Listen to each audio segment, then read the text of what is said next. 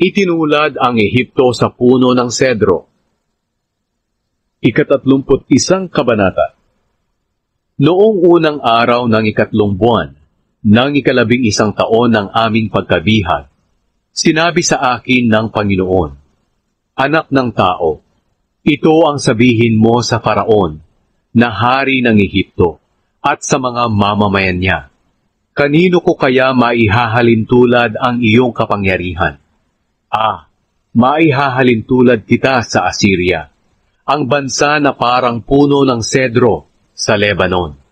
Ang punong ito'y may magaganda at malalagong sanga na nakakapagbigay lilim sa ibang mga puno at mataas kaysa sa ibang mga puno.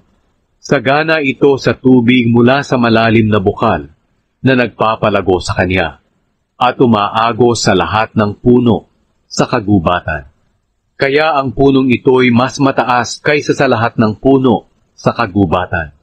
Ang mga sanga ay mahahaba at ang mga dahon ay mayayabong dahil sagana sa tubig. Ang lahat ng klase ng ibon ay nagpugad sa mga sanga niya. Ang lahat ng hayop sa gubat ay nanganak sa ilalim ng puno niya. At ang lahat ng tanyag na bansa ay sumilong sa kanya. Napakaganda ng punong ito. Mahahaba ang sanga at mayayabong ang dahon. At ang ugat ay umaabot sa maraming tubig.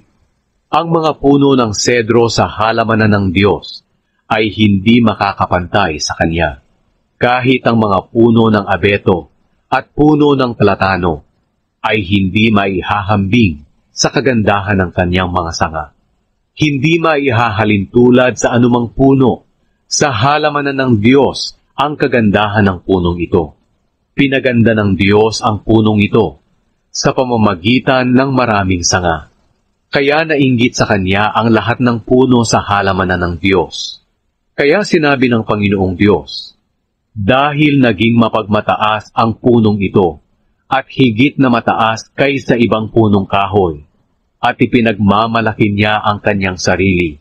Kaya ibibigay ko siya sa pinuno ng mga makapangyarihang bansa, at tiyak na paparusahan siya, ayon sa kasamaan niya.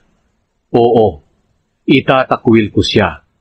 Puputulin siya ng mga malulupit na dayuhan, at pagkatapos ay pababayaan. Mangangalat ang mga putol na sanga niya sa mga bundok, lambak at mga ilog. At iiwan siya ng mga bansang sumilong sa kanya. Ang mga ibon sa himpapawid ay dadapo sa naputol na puno, at ang mga hayop sa gubat ay magpapahinga sa mga sanga niyang nagkalat sa lupa. Kaya simula ngayon, wala ng punong tataas pa sa ibang malagong mga punong kahoy, kahit sagana pa ito sa tubig. Sapagkat ang lahat ng puno ay mamamatay, katulad ng tao, at pupunta sa ilalim ng lupa.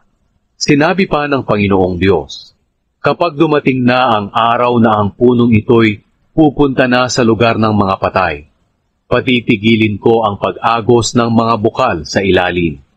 Tanda ito ng pagluluksa, kaya hindi naaagos ang mga ilog, at mawawala ang maraming tubig. Dahil dito magdidilim sa Lebanon at malalanta ang mga punong kahoy. Manginginig sa takot ang mga bansa, kapag narinig nila ang pagbagsak ng punong ito, sa oras na dalhin ko na ito sa lugar ng mga patay, para makasama niya ang mga namatay na. Sa gayon ang lahat ng puno sa Eden at ang lahat ng magaganda at piling puno ng Lebanon na natutubigang mabuti ay matutuwa roon sa ilalim ng lupa. Ang mga bansang sumisilong at kumakampi sa kanya ay sasama rin sa kanya roon sa lugar ng mga patay, kasama ng mga namatay sa digmaan. Sa anong puno sa Eden maihahambing ang kagandahan mo at kapangyarihan, Faraon? Pero ihuhulog ka rin sa ilalim ng lupa, kasama ng mga puno ng Eden. Doon ay magkakasama kayo ng mga taong hindi naniniwala sa Diyos na namatay sa digmaan. Iyan ang mangyayari sa Faraon at sa mga tauhan niya. Ako ang Panginoong Diyos ang nagsasabi nito.